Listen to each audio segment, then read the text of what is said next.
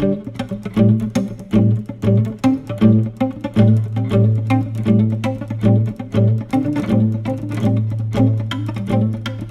louvar a Deus pela vida do nosso pastor Davi, também louvar a Deus pela vida do pastor Frank, que de forma muito gentil nos cede aqui a oportunidade de falarmos a palavra de Deus. É bom também rever os meus companheiros e amigos de ministério, é muito bom servir com os irmãos. Queridos, eu quero ler com todos Atos capítulo 5, vamos ler os versículos 34 a 39, tá certo? Atos 5, 34 a 39. Tivemos uma boa aula de escola dominical, foi muito edificante. E no final eu tomei um tombo ali na cadeira, que foi bom também, para eu acordar, né? Tava meio dormindo, aí acordei agora, né? Mas isso não tem nada a ver com o meu peso não, viu? Tem a ver com a qualidade da cadeira, não? E nem foi o diabo. Às vezes o irmão chega assim, derrubou, caiu no púlpito, é porque o diabo tá ali. Não, nem sempre, é o peso mesmo. É o peso. Os irmãos sabem que quando eu vou assim para audiência, né, por exemplo, eu chego na sala assim, eu já fico olhando para ver o tipo de cadeira. Eu digo, meu Deus, porque eu já caí mesmo, não é fácil não. E quando eu vou na igreja, assim, tem duas coisas que me tiram do sério. Primeiro, cadeira que não tem uma barreirinha no meio ali para segurar, eu já fico com medo. E segundo, cadeira que tem essas alcinhas do lado, eu fico olhando, será que eu entro ali naquele lugar? E algo tão terrível que eu vou da porta da igreja até o púlpito, a igreja é grande, eu vou olhando só para a cadeira, eu digo, meu Deus, eu entro. Ai, pai, meu, mas é bom, vamos lá. Atos capítulo 5, 34, diz assim: mas levantando-se no conselho um certo fariseu, chamado Gamaliel, doutor da lei, venerado por todo o povo, mandou que por um pouco levassem para fora os apóstolos, e disse-lhes: homens israelitas, acautelai-vos a respeito do que haveis de fazer a estes homens, porque antes destes dias levantou-se Teudas, dizendo que alguém a este se ajuntou o número, dizendo ser alguém, a este se ajuntou o número de uns 400 homens, o qual foi morto, e todos os que lhe deram ouvidos foram dispersos e reduzidos a nada. Depois deste Teudas, levantou-se também um Judas, o Galileu, nos dias do alistamento, e levou muito povo após si, mas também este Judas pereceu, e todos os que lhe deram ouvidos foram dispersos. E agora, digo-vos, dai de mão a esses homens e deixe-os ir, porque se este conselho ou esta obra que eles pregam é de homens, ela se desfará, mas se é de Deus, não podereis desfazê-la, para que não aconteça de serdes também achados combatendo contra o próprio Deus. Amém, amém e amém. Queridos irmãos, vou falar um pouquinho aqui hoje sobre o tema A Obra de Deus, ela vai continuar. E eu quero começar falando a respeito do livro de Atos dos Apóstolos. O livro de Atos, ele foi escrito por Lucas, e nós podemos dizer que Lucas é o autor de Atos por algumas razões. A primeira delas é que, se nós lermos o capítulo 24 de Lucas, os versículos 50 a 53, e lermos Atos 1:1, nós vamos ver que praticamente acontece ali um Ctrl+C, Ctrl+V, um copia e cola.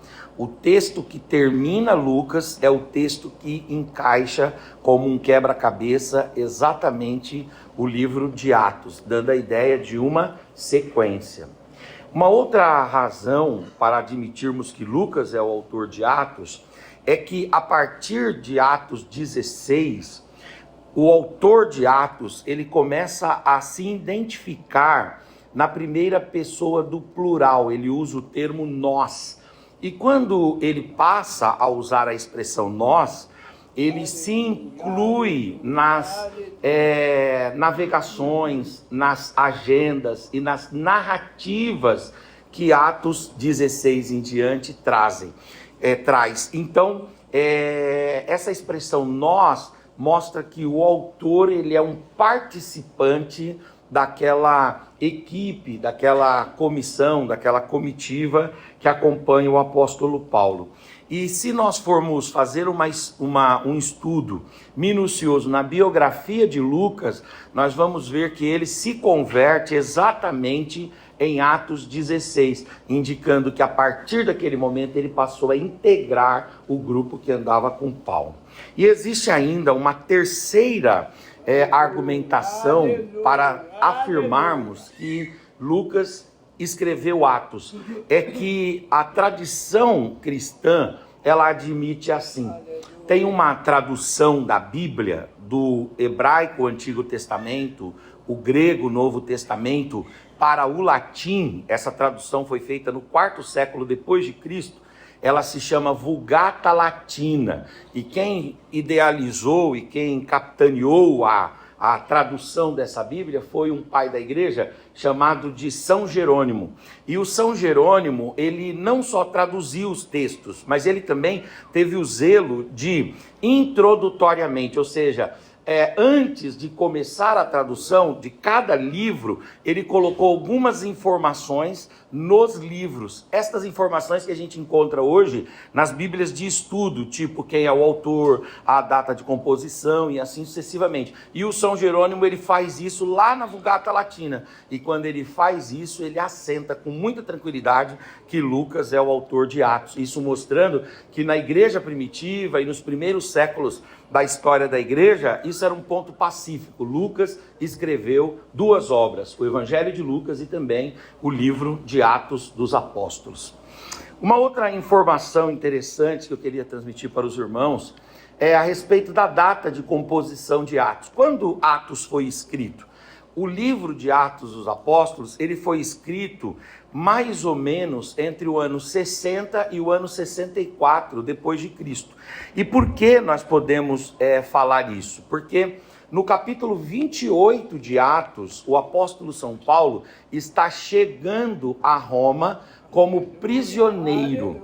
E o apóstolo Paulo, ele vai chegar em Roma como prisioneiro no ano 64. Então, quando as histórias de Atos elas vão se passando, Lucas vai registrando e ele acompanha Paulo enquanto Paulo está livre por mais ou menos uns 4, 5 anos. E aí depois, quando Paulo finalmente chega em Roma, Lucas encerra o livro de Atos. É interessante que Atos, ele fala da chegada de Paulo em Roma, mas não fala dos acontecimentos depois da chegada de Paulo em Roma. Alguns acontecimentos nós vamos ter que pescar nas cartas de Paulo, para entender o que Paulo faz, ou o que acontece na vida de Paulo quando chega em Roma, a partir do ano 64. Por quê? A tradição da igreja diz que Paulo, ele só vai ser morto, decapitado pelo evangelho, no ano 68. Então, do ano 64 ao 68, o que Paulo fica fazendo?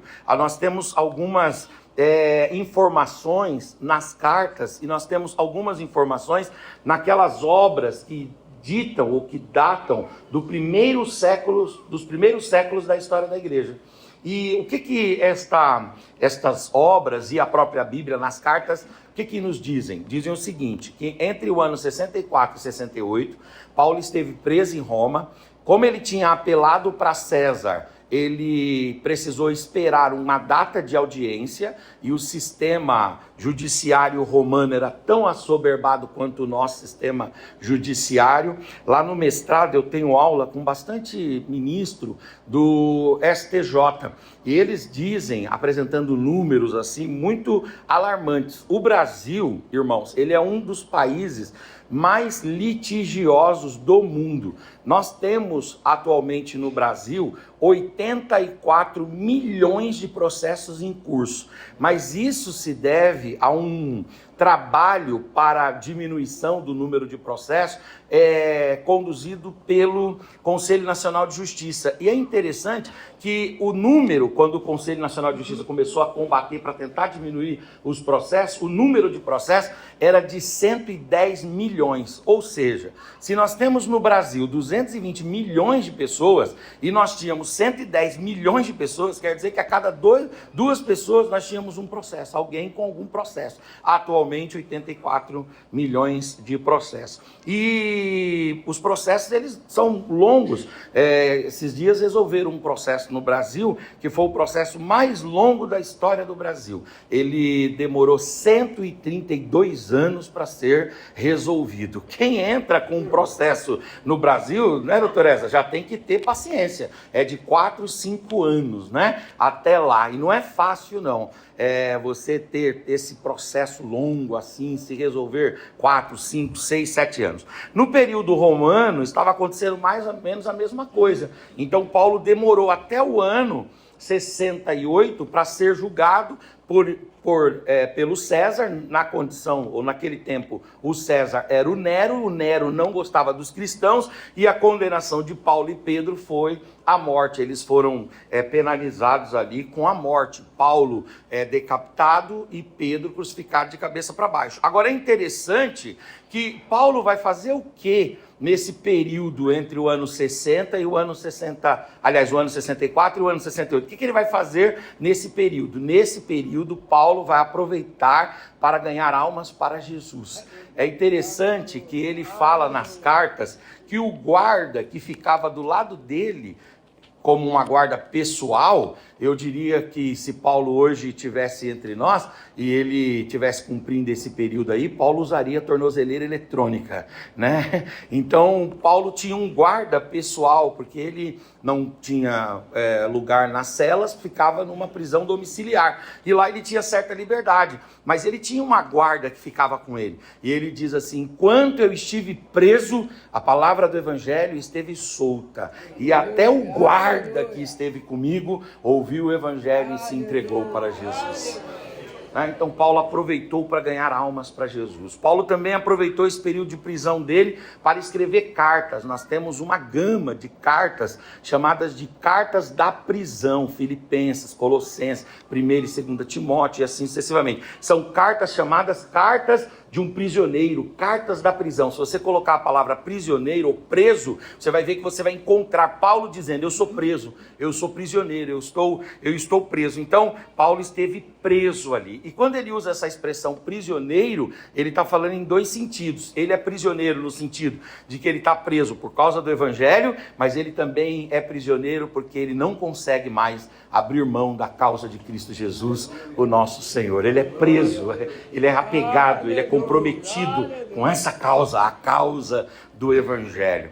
E aí Paulo então vai fazer uma terceira coisa, vai ganhar alma para Jesus, vai escrever cartas, e terceira coisa que ele vai fazer, ele vai dar uma chegada até a Espanha. E lá na Espanha ele vai pregar o evangelho. Por quê? Quando ele escreve a carta aos romanos, ele diz aos irmãos romanos o seguinte: irmãos, eu quero muito que vocês me auxiliem, me deem condições, me deem dinheiro para que eu possa chegar até a Espanha, e lá na Espanha eu possa pregar o evangelho de Cristo. Ano passado eu tive a oportunidade de ir até a Espanha. Eu fui a Madrid, fui a Salamanca, e lá algo muito interessante me chamou a atenção, que nós encontramos hoje uma chamada Europa pós-cristã, mas na Europa pós-cristã, a Europa pós-moderna, a Europa hoje chamada de Europa ateia, ela tem a presença cristã. Você anda nas ruas e você vê as igrejas, você vê os símbolos, a cruz, você vê também a Bíblia, você entra nos espaços e você encontra ali o evangelho.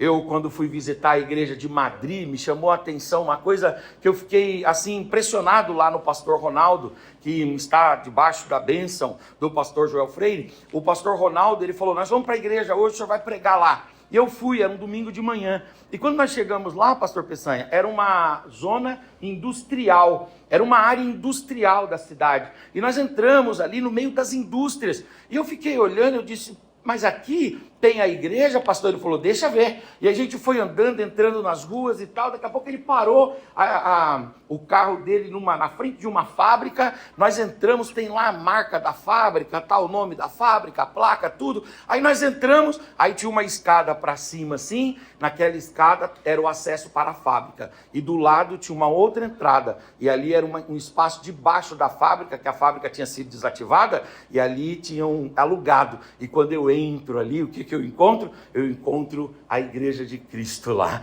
Eu fiquei muito impressionado. Por quê? Porque você olha de fora, você diz assim, aqui só tem fábrica, mas por trás, ou por baixo, ou debaixo daquele véu, né, social, ali tem a mensagem do Evangelho, a palavra do Evangelho. Oh, glória!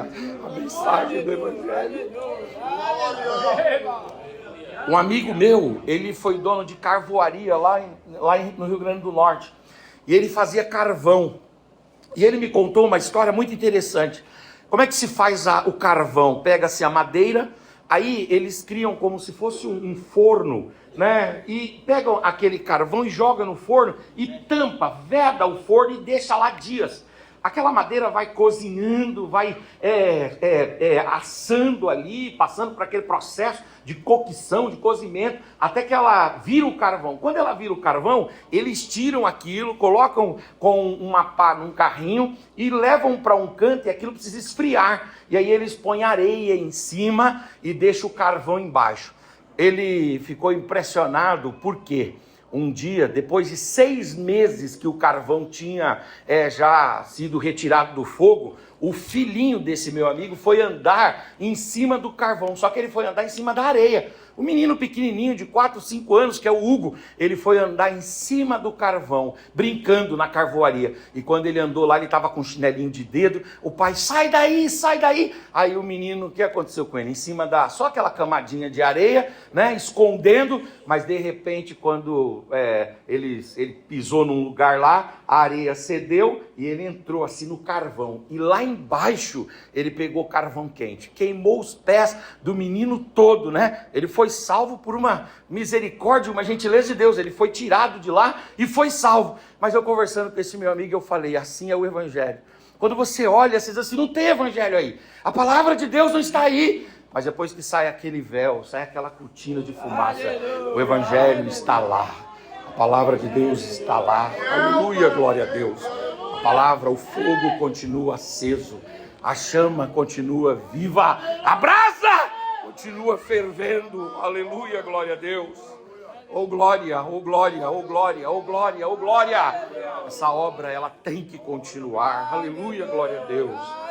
É interessante que o livro de Atos, ele é composto, mais ou menos, nós não temos um lugar incerto, mas enquanto Paulo e Lucas vão fazendo a caminhada, Lucas vai escrevendo aquilo que vai se passando nas viagens de Paulo.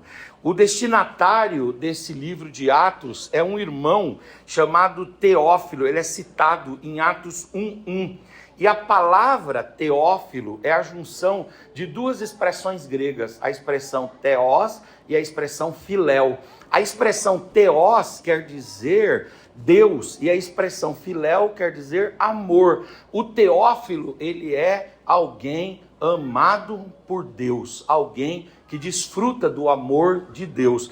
Paulo diz, ou melhor, Lucas diz em Atos, né, que ele é chamado de excelentíssimo. Provavelmente ele ocupa um cargo importante, de juiz, de procurador, algum cargo de destaque. E ele é um indivíduo amado por Deus. Eu diria que Teófilo é um bom nome para a gente colocar nos nossos filhos, viu? Teófilo. Hoje, no tempo nosso, que é um tempo minimalista de nomes, né, onde as pessoas estão colocando um nome só e o nome mais curto possível, tem o nome Theo. E o nome Theo pode ser que ele tenha vindo de Teodoro, mas pode ser também que o nome Theo tenha vindo de Teófilo, né? Eu não sei, talvez tenha até algum Theo aqui, tem que perguntar da onde vem esse diminutivo Theo aí, né? Se é de Teófilo ou se é de Teodoro. E quando fala de filéu ali, que é o Teofiléu, Teós filéu, o amor de Deus, está falando de filéu. Filéu é o nome grego para o amor mais corriqueiro, o amor mais básico, o amor mais simples, o amor mais comum. Por quê? Porque o filéu é o amor, por exemplo, a um lugar. O filéu é o amor, por exemplo, a uma matéria. O filéu é o amor, por exemplo, a um veículo. O filéu é o amor básico, o amor a uma comida, o amor, por exemplo, a uma literatura, a uma obra de arte. É o amor básico, o amor usual, o amor do dia a dia, o amor comum. O amor de Deus por nós não é o filéu. O amor de Deus por nós é o amor ágape. E que amor é esse? É o amor que traduz a própria essência, a própria natureza de Deus. Em 1 de João 4,8 fala assim: Deus é amor, Deus é ágape. O amor de Deus por nós não é um amor raso, não é um amor ordinário, não é um amor comum, não é um amor efêmero, não é um amor passageiro. O amor de Deus por nós é o amor supremo, o amor que traduz a sua própria natureza. Bate no peito e diz: eu sou Teófilo. Aleluia, porque eu sou amado por Deus.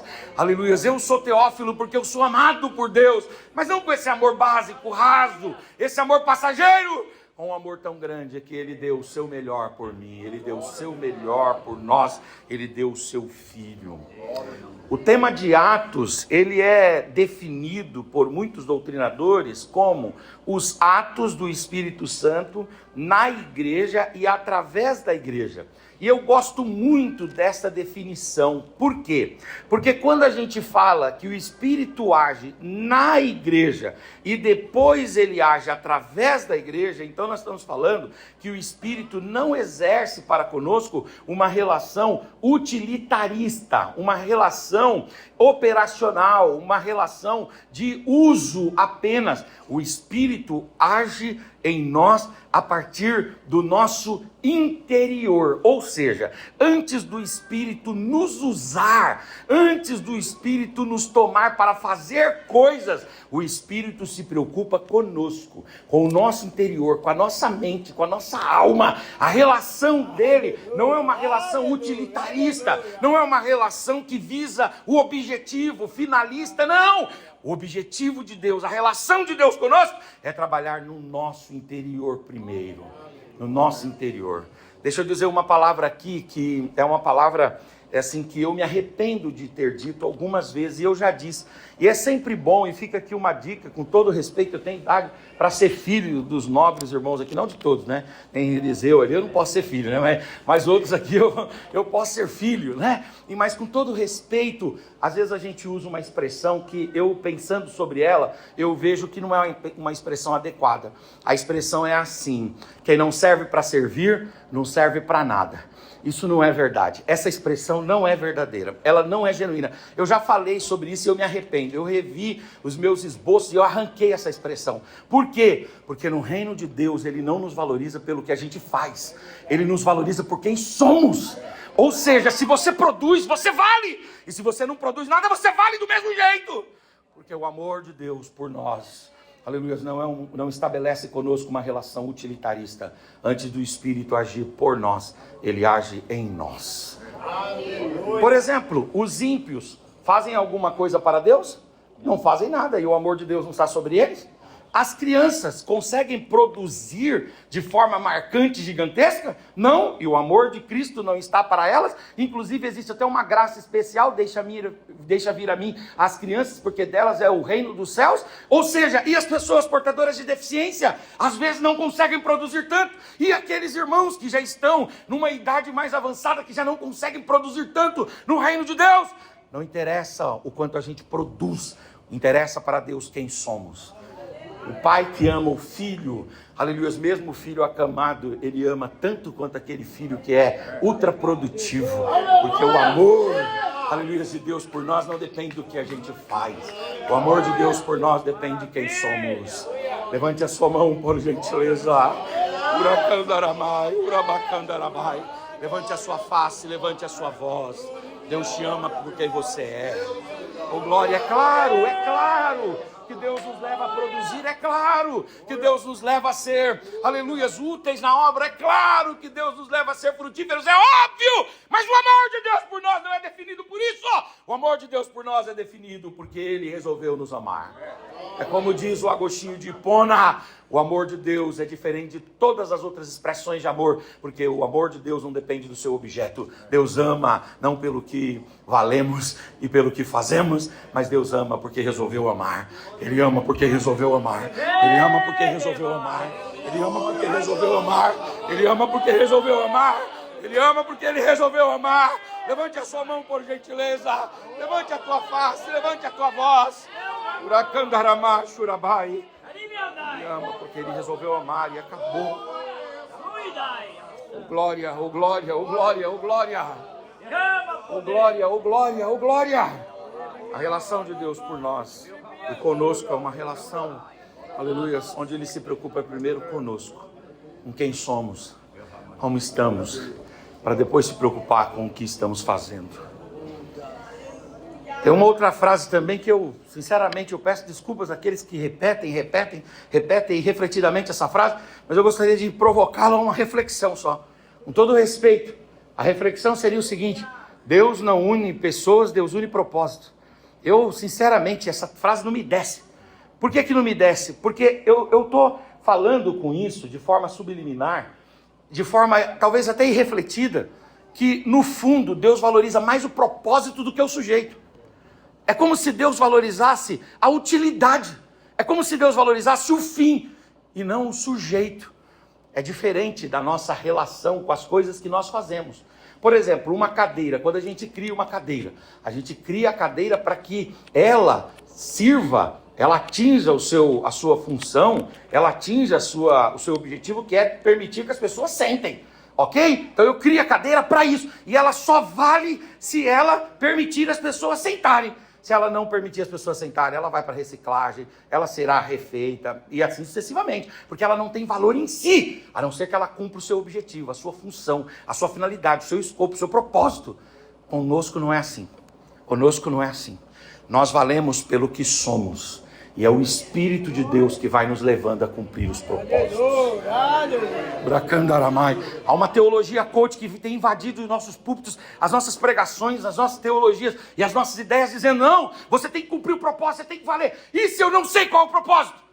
E se por alguma razão eu não conseguir cumprir o propósito? Será que Deus vai me forçar a isso? Será que Deus vai impor isso a mim por goela abaixo, sem respeitar o meu livre-arbítrio? Sem respeitar as minhas liberdades que Ele mesmo me facultou? Ou será que se por alguma razão eu não conseguir cumprir o propósito, eu serei odiado por Deus? E a cruz de Cristo, ela vale menos do que o propósito? Não, senhores, Deus, Ele valoriza pessoas. Ele ama pessoas. Ele ama você. Ele ama você, aleluia, glória a Deus. E é claro que Deus nos leva a cumprir os seus propósitos. É óbvio, aleluia, mas Ele não coloca o propósito acima e à frente de quem somos. Uracandoremachurabai. Uracandaramai. Vou dar um exemplo para ti bíblico desse sentido. Quem eram os discípulos mais íntimos de Jesus? Pedro, Tiago e João. O Pedro viveu bastante, morreu só no ano 68. Se Cristo morreu no ano 33, então Pedro conseguiu cumprir o propósito por 35 anos, Pedro, porque ele só vai morrer no ano 68. Jesus morre no ano 33, então ele vai cumprir por 35 anos propósitos. Ele vai morrer pelo Evangelho, vai começar lá um trabalho em Roma, vai ser um grande expoente das Escrituras, Pedro. O João vai cumprir um propósito tremendo. Qual o propósito de João? Pelo amor de Deus, ele escreveu o Evangelho de João, 1ª, 2ª, 3ª de João, Apocalipse. Ele foi para a ilha de Pátimo, sobreviveu, ele pastoreou a igreja de Éfeso, ele se tornou a maior voz da igreja depois de Cristo. Obrigado, pastor. Maior voz da igreja depois de Cristo. O João cumpre um propósito, morre no ano 98. Mas e o Tiago?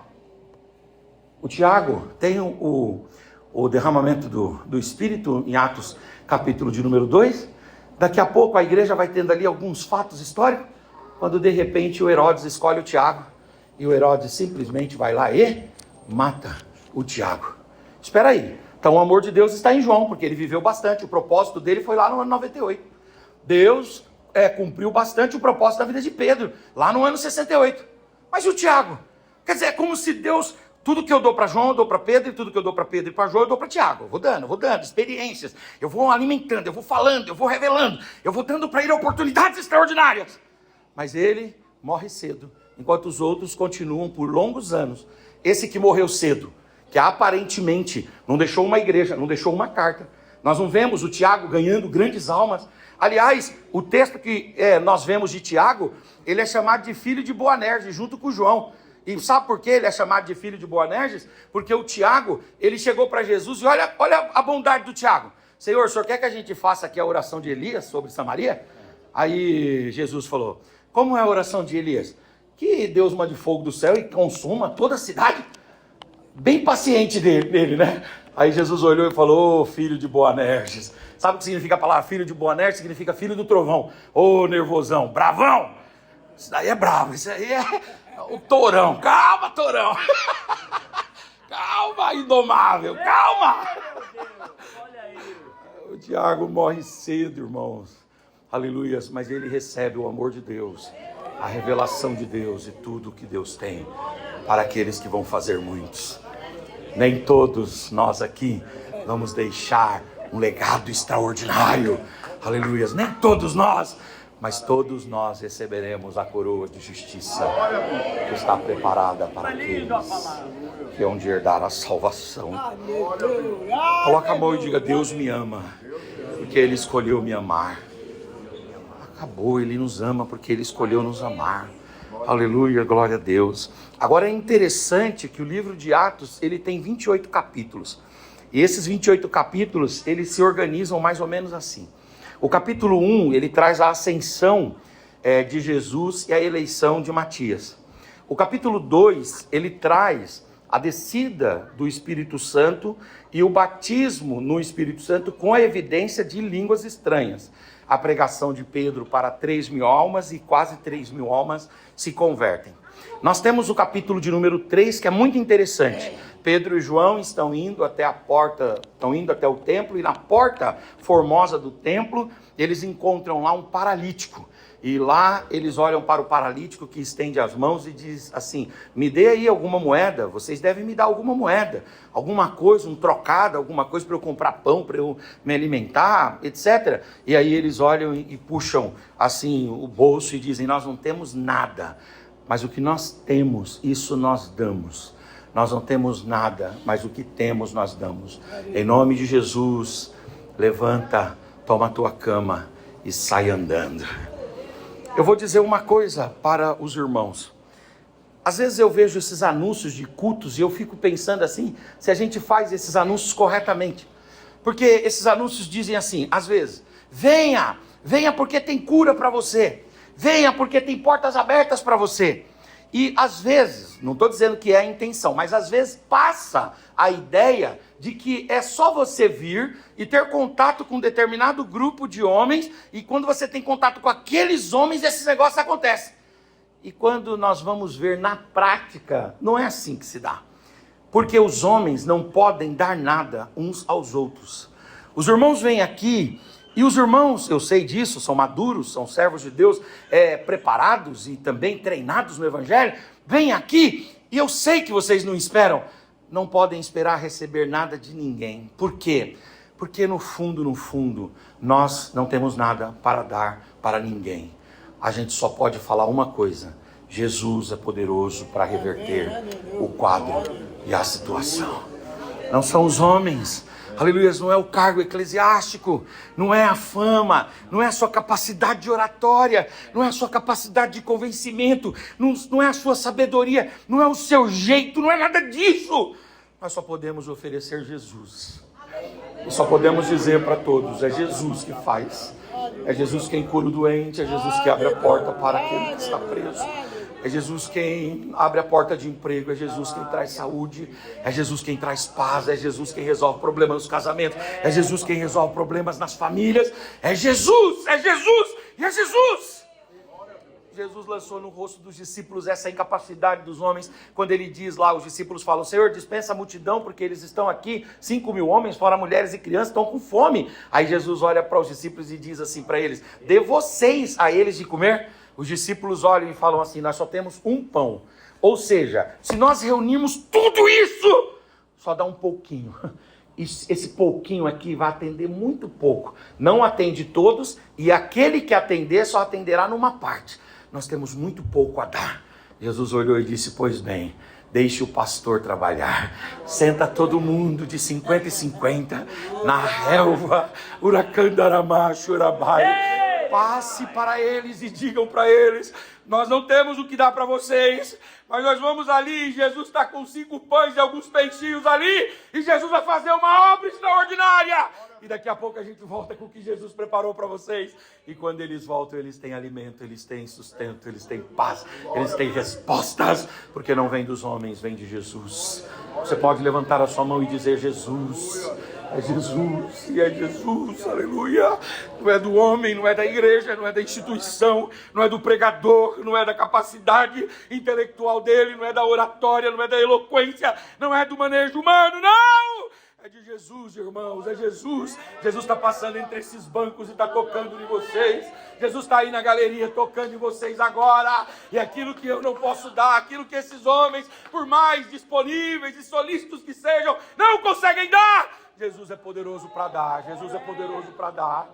Jesus é poderoso para dar. Jesus é poderoso para dar. Jesus é poderoso para dar. Eu não tenho ouro e não tenho prata, mas o que eu tenho, eu te dou. Eu tenho Jesus. Receba o toque, a bênção, a presença de Jesus. No capítulo 4, eles são libertos e livres da prisão. Pedro e João são presos, e aqui eles são livres, eles recebem um livramento da prisão. Só que depois que eles são livres, eles voltam de novo a pregar. E eles são presos de novo. Aí vem o capítulo 5, que é onde eu vou finalizar aqui aquilo que Deus colocou no meu coração. E quando ele chega lá no capítulo 5, nós temos a história do Ananias e da Safira, e depois nós temos a segunda prisão de Pedro e de João. E nessa prisão acontece um fato interessante. Eles são levados ao Sinédrio. O que era o Sinédrio? Sinédrio era a Suprema Corte dos judeus lá no primeiro século. O Sinédrio ele vai surgir ali no período interbíblico e vai estar muito forte no período do Novo Testamento. E ele vai estar forte porque os romanos, em nome da Pax Ita Romanas, os romanos deixam que eles constituam um tribunal deles e resolvam as coisas deles nesse tribunal. E só coisas mais prementes é que vêm para os tribunais romanos. Então os romanos deixam eles resolverem lá. E de repente esse Sinédrio, 71 judeus, anciãos, sábios, homens capazes, eles recebem os discípulos e eles estão irados com os discípulos. E por que eles estão irados? Porque no capítulo 4, eles já tinham prendido Pedro e ele foi livre ali, Pedro e João, e eles foram libertos, eles foram livres por Deus. Agora no capítulo 5, eles vão dar uma prensa. E qual é a vontade do Sinédrio? A vontade do Sinédrio é condená-los a uma pena capital. Eles dizem assim: esses homens aí já tiveram oportunidade e eles voltaram a pregar. E quando eles vão entrevistar os discípulos são meio bocudos. A minha mãe falava: larga de ser queixudo, menino. O que era o menino queixudo na fala da minha mãe? Era o menino que falava as coisas. Se você falasse as coisas, a minha mãe ela se revestia ali, né, de odontologia, não é isso? Ela se tornava ali uma odontologista, uma dentista. Ela ensinava a gente a valorizar os dentes. Era cada tapa que dava assim que você falava: pai do céu, minha mandíbula saiu do lugar. Ela falava assim: larga de ser queixudo, menino, larga de ser queixudo, né? E os discípulos foram queixudos. Por quê? Porque quando eles estão lá na audiência, no debate, o Sinédrio vai e fala para eles: e aí, como é que vai ser esse negócio? Nós prendemos vocês, soltamos e falamos para vocês não pregarem mais. Vocês voltaram a pregar. E olha eles queixudos: importa mais obedecer a Deus do que os homens. Eles olharam e falaram: se fosse a minha mãe, já teriam perdido os 2, 3 dentes já, né? Então, quer dizer então que vocês são queixudos desse jeito? E eles vão condená-lo à morte. Só que antes deles condená-lo à morte, deles condenarem os 2 discípulos à morte, Deus vai levantar o Gamaliel. E quem é esse Gamaliel? É o neto de Hilel, é um rabino. um rabino respeitadíssimo. Alguém diz que o Gamaliel, ele é muito respeitado, por quê? Porque, em primeiro lugar, ele era o mais velho de todos. Hoje os irmãos viram aqui que o pastor Frank quis cantar com o pastor Rael, né, com o Elias tocando. Aí o pastor Rael, não, vamos tocar meu CD, né? É o princípio da anterioridade, né, pastor? É o princípio da anterioridade. Quem está mais velho tem que... Então, o Gamaliel era o mais velho. Outra coisa, o Gamaliel, ele era o mais instruído. Ele era o indivíduo que tinha uma melhor instrução. E terceiro, ele era neto do Hilel. E o Hilel era um dos rabinos mais respeitados daquele tempo. Então, ele para todo mundo no Sinédrio e ele diz, olha, eu quero falar com vocês uma coisa. Eu quero falar com vocês, fazer uma defesa desses dois aqui. É interessante, irmãos, eu já falei isso aqui e repito, Deus levanta pessoas para nos defender, pessoas que a gente nunca imagina, em lugares que a gente nunca imagina, mas Deus levanta essas pessoas para nos defender. E aí Deus vai levantar então o Gamaliel, e o Gamaliel, ele vai ser usado por Deus para repetir uma palavra de Jesus Cristo. Eu não sei qual era o contato de Gamaliel com Cristo. Alguns biógrafos dizem que o Gamaliel, ele se converte, ele era um homem que era temente a Deus, ele se converte a Cristo. A Bíblia não deixa isso muito claro, mas deixa claro que ele conhecia as palavras de Cristo. Por quê? Porque ele vai e repete para o Sinédrio alguma coisa que Jesus falou com os discípulos em particular. Eles repetem Mateus 16, 18, quando Jesus disse, eu também te digo, Pedro, que tu és Pedro, tu és pedra, e sobre esta pedra eu edificarei a minha igreja, e as portas do inferno não prevalecerão contra ela. O Gamaliel, ele vai falar isso, só que ele vai falar de uma forma diferenciada. Ele vai falar assim, olha, deixa eu dizer uma coisa. Se esta obra que eles estão pregando aqui for uma obra dos homens, essa obra vai fenecer, ela vai diminuir, essa obra vai acabar. Mas se essa obra for uma obra de Deus, vai se cumprir o que Jesus falou, que as portas do inferno não prevalecerão contra ela. E aí, ele vai e ele fala uma coisa interessante. Ele diz, como é que Deus confirma a sua obra? Como é que Deus confirma a sua obra? Em primeiro lugar, Deus confirma a obra com conversão. Quando há conversão, a obra é de Deus, porque é esse o histórico de Atos. Quando o Espírito Santo veio sobre a igreja, e a igreja nasceu historicamente, como é que foi a confirmação de que aquela igreja ali era uma igreja de Deus, de que aquela obra era uma obra de Deus? O Pedro pregou, inclusive o Pedro é muito duro, falando que os judeus mataram Cristo, e ali são judeus que estão na plateia, quer dizer, ele os está acusando de terem matado Cristo. Mas depois que ele prega, 3.000 almas aceitam Jesus. A conversão, ela é uma evidência, ela é uma amostra, ela é uma prova de que a obra é de Deus. Quando tem conversão, essa obra é de Deus. Agora é interessante que existe uma outra forma de confirmar a obra de Deus. A segunda forma de confirmar a obra de Deus é se houver batismo no Espírito Santo. E por quê? Porque quando a igreja se reúne, lá em Atos 2, o Espírito Santo vai ser derramado sobre os discípulos e eles vão falar em línguas. E aí, aquela igreja, que aparentemente é só um povo que está reunido ali, que não tem muita identidade, aquele povo vai ter a confirmação da sua identidade através do derramamento do Espírito Santo de Deus. Quer dizer, quando o Espírito de Deus é derramado, daí há então uma grande confirmação de Deus. E o Gamaliel vai trazer uma terceira forma de Deus confirmar a obra dele. Pela conversão, pelo batismo no Espírito Santo. E uma terceira forma, ele diz que uma das evidências de que a obra é de Deus é que esta obra ela tem continuidade, ela tem persistência, ela permanece, ela tem manutenção, ela é uma obra perseverante. E para provar o seu argumento, ele vai usar aqui dois fatos. Ele vai citar um homem chamado Teudas, e ele vai citar um homem chamado Judas, o Galileu.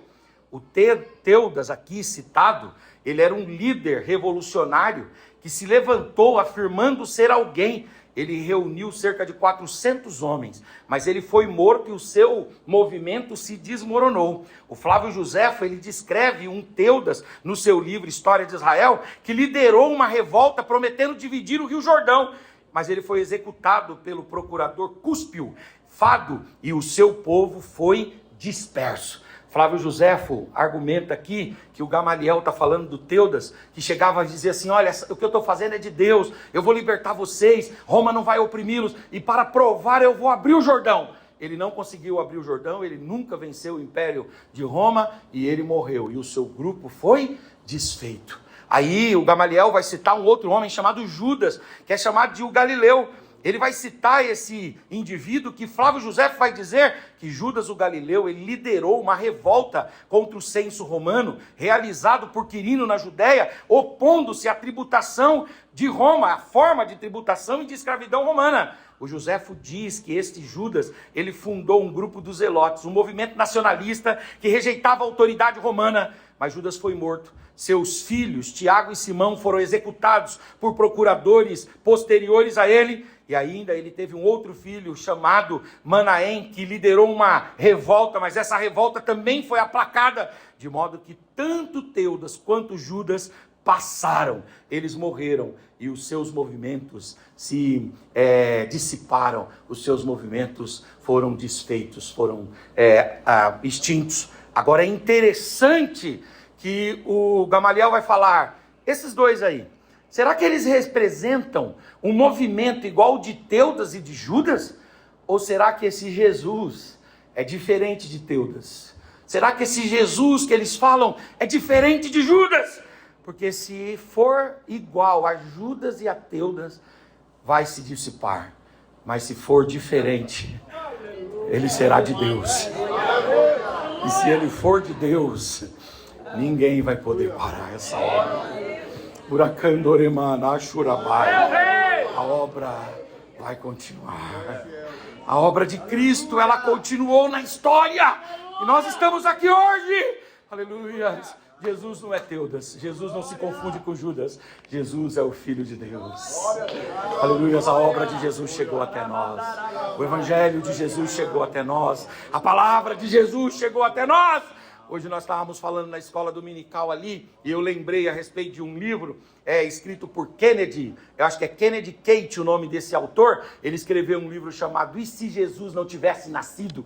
E nesse livro ele fala das influências do cristianismo no desenvolvimento humano e na proteção da dignidade da pessoa humana. Se nós temos hospitais no mundo hoje, devido a Jesus. Se nós temos faculdades no mundo hoje, é devido a Jesus. Se nós temos escolas no mundo hoje, é devido a Jesus. Se nós temos urbanidade, respeito, civilidade, se nós temos valores de proteção às crianças, às mulheres, aqueles que são menos favorecidos, a todas as etnias e todas as raças, todo o bem que existe no mundo hoje, só existe por causa de Jesus. Levante a sua mão e diz: Jesus, Jesus, Jesus. Essa obra não é do homem. Aleluia, essa obra é de Deus. Aleluia, essa obra é de Deus. E essa obra vai continuar.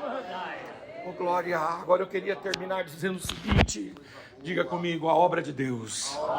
Diga: a igreja de Deus. Agora coloca a mão no seu coração e diga assim: a obra que ele começou na minha vida.